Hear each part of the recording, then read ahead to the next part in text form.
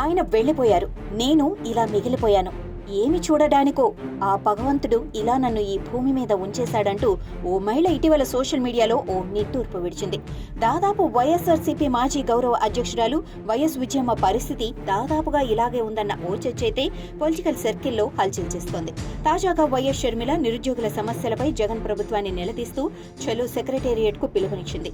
ఆ క్రమంలో ఆమెను పోలీసులు అరెస్టు చేశారు. దీంతో ఆమె చేతికి గాయమైంది. ఈ సందర్భంగా జగన్ ప్రభుత్వంపై వైఎస్ షర్మిల నిప్పులు చెరిగారు. అయితే ఈ వైఎస్ షర్మిల ఎపిసోడ్ పై ఆమె తల్లి వైఎస్ విజయమ్మ స్పందిస్తుందా లేదా అని సదరు సర్కిల్లో సందేహమైతే వ్యక్తమవుతోంది. గతంలో ఇదే వైఎస్ షర్మిల తెలంగాణలో పార్టీని స్థాపించి నిరుద్యోగులు, రైతుల సమస్యలపై ఆందోళనలు, ధర్నాలు, దీక్షలు చేపట్టడం, అలాగే రాష్ట్ర వ్యాప్తంగా ప్రజలు పడుతున్న ఇబ్బందులు తెలుసుకునేందుకు పాదయాత్రలు సైతం చేయటం, ఆ క్రమంలో చోటు చేసుకున్న పరిణామాల నేపథ్యంలో వైఎస్ షర్మిల స్వయంగా కారు నడుపుకుంటూ హైదరాబాద్లోని నాటి సీఎం గులాబీబాస్ కేసీఆర్ నివాసానికి బయలుదేరి వెళ్లడం, దాంతో హైదరాబాద్ నగర ట్రాఫిక్ పోలీసులు ఆమె కారును అడ్డగించి కారుతో సహా ఆమెను పంజగుట్ట పోలీస్ స్టేషన్ కు తరలించడమే కాకుండా ఆమెపై కేసు నమోదు చేయటం, దీంతో లోటస్ పాండ్ లో ఉన్న వైఎస్ విజయమ్మ వెంటనే వైఎస్ షర్మిల వద్దకు వెళ్లేందుకు ప్రయత్నించడం, ఆ ప్రయత్నాన్ని పోలీసులు అడ్డుకోవటం, దీంతో వారిపై వైఎస్ విజయమ్మ నిప్పులు చెరగటం, అలాగే మరోసారి వైఎస్ షర్మిలను అరెస్టు చేసి పోలీస్ స్టేషన్ లో ఉంచితే వైఎస్ విజయమ్మ పోలీస్ స్టేషన్ లోకి వెళ్లకుండా పోలీసులు బయటే అడ్డగించడంతో వారిపై విజయమ్మ ఆగ్రహం వ్యక్తం చేశారని,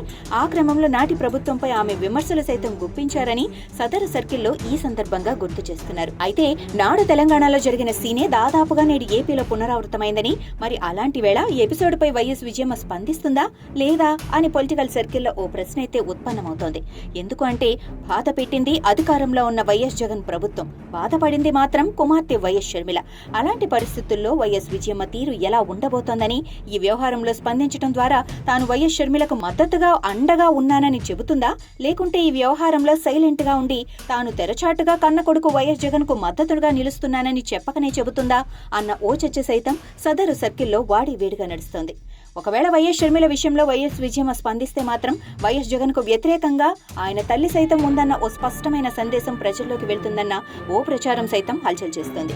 ఎందుకు అంటే ఇప్పటికే వైఎస్ వివేకానందరెడ్డి హత్య కేసులో ఫ్యాన్ పార్టీ అధ్యక్షుడు సీఎం వైఎస్ జగన్ ఒంటరి అయ్యారని, ఆయనకు మద్దతుగా వైఎస్ అవినాష్ రెడ్డి ఫ్యామిలీ మాత్రమే అండగా ఉందని, మిగతా వైఎస్ ఫ్యామిలీలోని వాళ్లంతా వైఎస్ షర్మిలకు, వైఎస్ సునీతకు మద్దతుగా నిలిచారన్న ఓ ప్రచారం అయితే ఇప్పటికే జరుగుతోందని, అలాంటి వేళ వైఎస్ షర్మిల అంశంలో వైఎస్ విజయమ్మ స్పందిస్తే మాత్రం వైఎస్ జగన్ ఒంటరి అయిపోయాడనేది మాత్రం సుస్పష్టమని ఇప్పటికే జరుగుతున్న ప్రచారానికి ఊతమిచ్చినట్లుగా అవుతుందని పొలిటికల్ సర్కిల్లో ఓ చర్చ అయితే గట్టిగానే నడుస్తోంది.